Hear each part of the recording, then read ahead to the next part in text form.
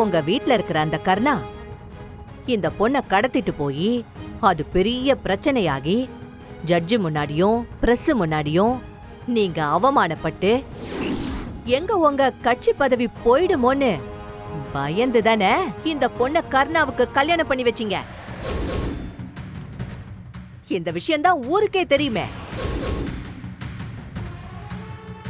அது மட்டுமா, நீங்க உங்க ஒய்ஃப் கூட நடந்த கருத்து வேறுபாடுல அவங்கள இந்த வீட்டை விட்டே நீங்க அடிச்சு துரத்துனதெல்லாம் எங்களுக்கு தெரியும் சார். மேடம், நீங்க அண்ணன் மேல ஆதாரம் இல்லாம அபாண்டமா பழி போடாதீங்க. திவாகர், உங்க அண்ணனை பத்தி எல்லாம் விசாரிச்சுட்டு தான் சொல்றேன். உங்களுக்கு அப்படி சந்தேகம் இருந்துச்சுன்னா கட்சியில இருந்து உங்களுக்கு கொடுத்த இளைஞர் அணி செயலாளர் பதவிய எதனால திரும்ப வாங்கினாங்கன்னு தெரியுமா?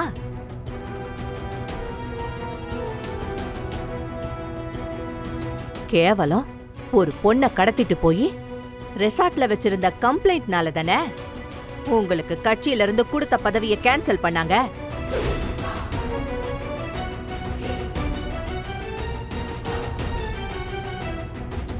சரிங்க கிருபா சார், அந்த பழைய கதையெல்லாம் விட்டுடுங்க. இப்ப இந்த எஸ்ஐ சொல்றத பார்த்தா இது ஏதோ புது கொலைகேஸ் மாதிரில இருக்கு. உங்க பொண்ண ஒரு கொலைகேஸ்ல சம்மந்தப்படுத்துற அளவுக்கு உங்க வீட்டு விவகாரம் போயிருக்கு.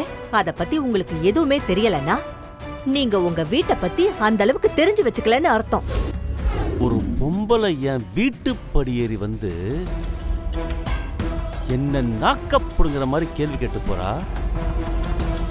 ஆனா என்னால ஒரு வார்த்தை கூட பேச முடியல.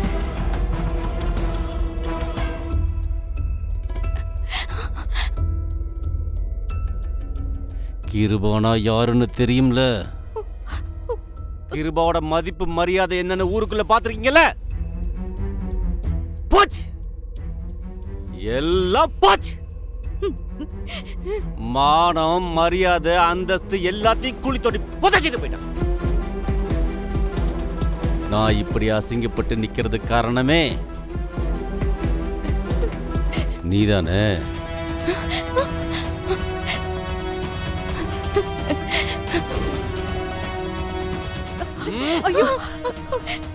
உனக்கு எவ்வளவு நெஞ்செழுத்து இருந்திருந்தா இவ்வளவு நடந்ததுக்கு அப்புறமும் என்கிட்ட ஒரு வார்த்தை கூட சொல்லாம மறைச்சிரு. உங்களுக்கெல்லாம் ஆம்பளைங்களை மீறி என்ன வேணா பண்ணாட தைரியம் வந்துச்சுல?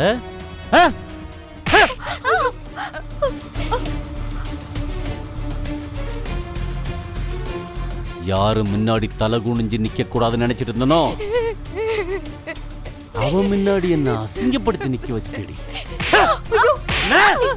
என்னங்க, வேண்டாங்க, விட்டுருங்க. நம்ம பொண்ணு பாவம் ஏதோ தெரியாம பண்ணிட்டா. என்னடி நீ அவளுக்கு வக்காலத்து வாங்குறியா? பொண்ணு எங்க போறா எங்க வரான்னு பாக்குறத விட்டுட்டு உனக்கு வேற வேலை இருக்கு? நீ பெத்த பொண்ணால நாங்க எவ்வளவு கேவலப்பட்டு நிக்கிறோம் தெரியுமா? முதல்ல அக்கா கல்யாணத்துக்கு காசு வேணும்னு கடன் வாங்கி அந்த கல்யாணத்தை நிறுத்தி இவ லவ் பண்றவன் கூட ஓடி போய் இவ கல்யாணம் பண்ணிக்கிட்டா. அதே மாதிரி எங்க வீட்டு பொண்ணுக்கு நாங்க பார்த்த மாப்பிளைய கல்யாணத்தை நிறுத்த வச்சு அவனை தனிமையில போய் கெஸ்ட் ஹவுஸ்ல பாத்துருக்கான் பொண்ணு.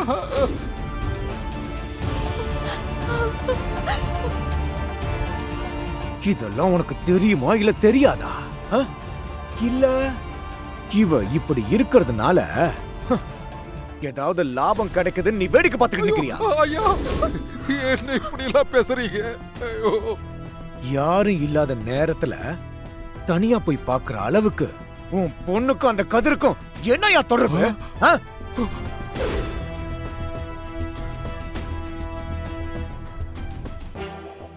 எங்க விட்டு பொண்ணு கல்யாணத்தை நிறுத்தி அதே பணக்கார மாப்பிளைய பாக்கிறதுக்கு இவ கெஸ்ட் ஹவுஸ் போயிருக்கா. இந்த வயசான காலத்துல வசதியான வாழ்க்கை வேணும்னா இந்த மாதிரி அட்ஜஸ்ட்மெண்ட் பண்ணாதான் ஏதாவது கிடைக்குங்கிறதுனால அந்த பக்கம் மாறிட்டியா பாலு?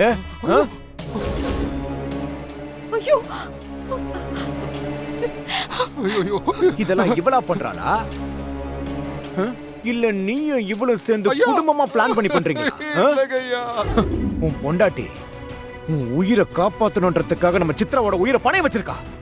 இது எதுவுமே உனக்கு தெரியுமா தெரியாதா? என்ன டேய், இதெல்லாம் நீ கண்ணை மூடிக்கிட்டு இருக்கும்போது நடந்ததா? இதெல்லாம் தெரிஞ்சு ஏன்டா எங்க கிட்ட சொல்லல?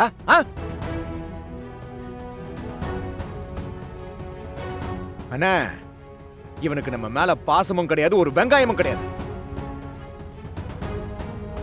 இவனோட பாசம்லாம் இதோ நிக்கிறாளே இவன் பொண்டாட்டி மேலதான். சரியான சுயநலவாதின.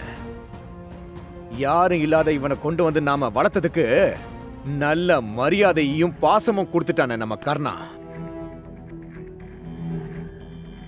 நம்ம மேல பாசம் இருக்கிற மாதிரி நடிச்சு நடிச்சு இவனுக்கு வேண்டியதெல்லாம் சாதிச்சுக்கிட்டானே.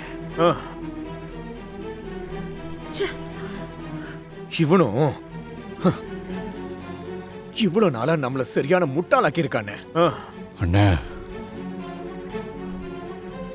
என்னண்ணா பேசுறீங்க? ஏண்டா டேய், நீ பாசம் வச்சிருக்கிறது உண்மைன்னா சொல்லு, ஏன் இந்த உண்மையை இவ்வளவு நாள் மறைச்சு வச்ச? யார் சொல்லி இத செஞ்ச? இப்ப சொல்லு, இப்ப சொல்ற. நீ ஏன் இத மறைச்ச சொல்லு. இவன் நம்ம வீட்டு பொம்பளைங்களுக்கு எடுத்து வச்சது மட்டும் இல்லாம நம்ம வீட்டுக்குள்ள இருந்துட்டே நமக்கு தெரியாம பல தில்லு முள்ளு வேலைகளை செஞ்சு வச்சிருக்கா.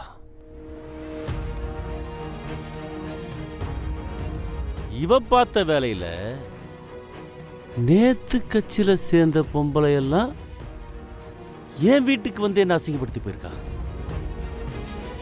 இது வரைக்கும் என் வாழ்க்கையில இந்த மாதிரி ஒரு பொம்பளை முன்னாடி நான் அசிங்கப்பட்டதில்லை.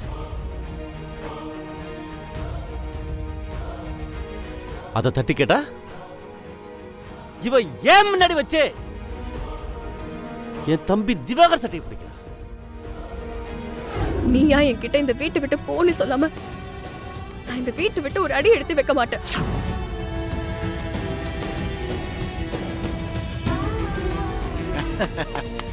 அண்ணா பாருங்கண்ணே, பாத்தீங்களா? இதுக்கு ரெண்டுத்தையும் பாத்தியா? நான் அப்பவே சொன்னேன்ல, எல்லாம் இதுக்கு ரெண்டு சேர்ந்து போட்ட டிராமா.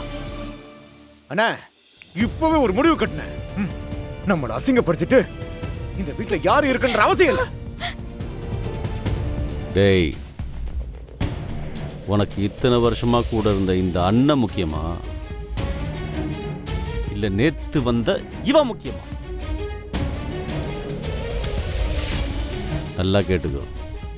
இதுக்கப்புறம் நீங்க ரெண்டு பேரும் சேர்ந்து இந்த வீட்டில் வாழவே முடியாது. உனக்கு எது முக்கியன்றத இப்போ இந்த இடத்துல முடிவு பண்ணிக்கோ.